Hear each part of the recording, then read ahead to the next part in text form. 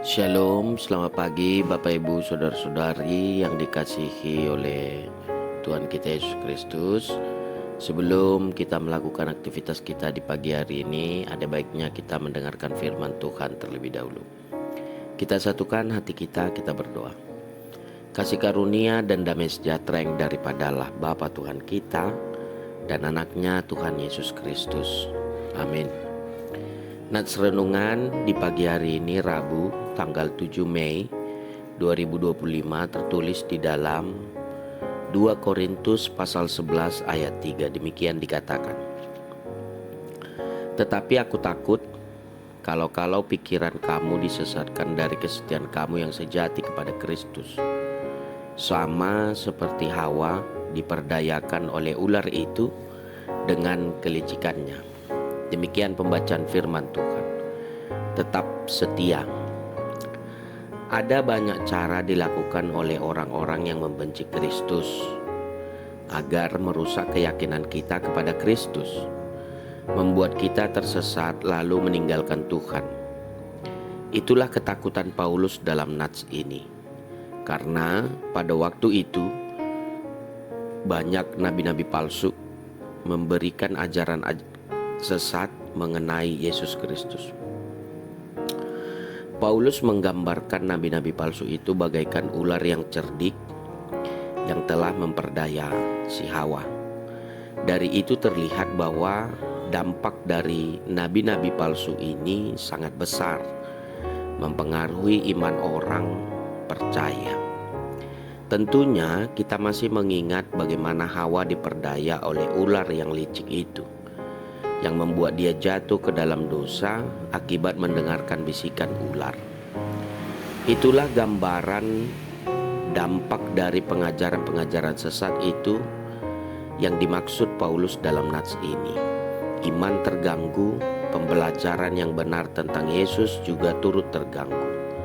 Tetapi yang hendak dikatakan ayat ini kepada kita, terlebih di zaman yang semakin maju sekarang ini, memudahkan kita mengakses segala berita melalui internet, dan tidak semua yang kita terima itu benar. Banyak terdapat berita bohong atau hoaks yang tidak sesuai dengan kebenarannya. Itulah yang membuat kita sering bertanya-tanya ketika mendengar berita apakah itu benar. Semakin maju zaman, kita dituntut agar lebih berhati-hati, selektif dalam mengakses berbagai berita. Jangan sampai karena salah mendengar membuat kita salah dalam menyampaikan sesuatu, menjadi salah pula yang kita lakukan. Oleh karena itu, sebagai pengikut Kristus, kita diajak agar lebih bersungguh-sungguh mempelajari akan apa yang kita imani, sehingga apabila ada pengajaran-pengajaran yang sesat mengajarkan tentang Yesus Kristus lain dari yang kita pahami, kita tidak langsung dengan mudah percaya.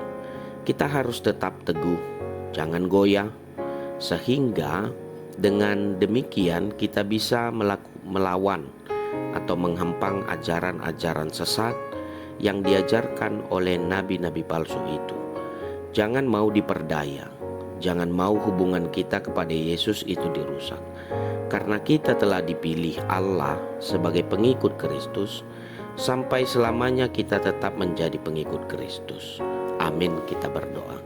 Terima kasih Tuhan buat pembelajaran firman-Mu di pagi hari ini, agar setiap kami tidak dengan mudahnya mempercayai berita-berita, pengajaran-pengajaran tentang Engkau, agar kami semakin menjadi orang yang setia di tengah-tengah kehidupan ini. Dan biarlah kami tetap setia kepadamu Tuhan, agar setiap kami boleh disebut anak-anak Tuhan. Berkati firman-Mu agar berbuah dan bertumbuh di tengah-tengah hati dan pikiran kami yang mendengarnya. Begitu juga Biar firman-Mu menjadi pedoman kepada kami sekalian untuk menjalani kehidupan kami di tengah-tengah dunia ini.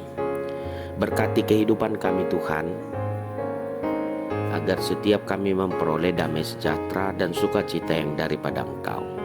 Begitu juga Engkau mengatur kehidupan kami sesuai dengan kehendak Tuhan, agar setiap kami boleh menjadi anak-anak Tuhan yang bersukacita menghadapi kehidupan ini. Kami serahkan hidup, jiwa, tubuh, dan roh kami hanya ke dalam tangan Tuhan. Biarlah Tuhan yang mengaturnya sesuai dengan kehendak-Mu. Terimalah doa permohonan kami. Di dalam Kristus Yesus kami telah berdoa. Anugerah Tuhan kita Yesus Kristus, kasih setia Allah Bapa, dan persekutuan Roh Kudus yang menyertai kamu sekalian. Amin.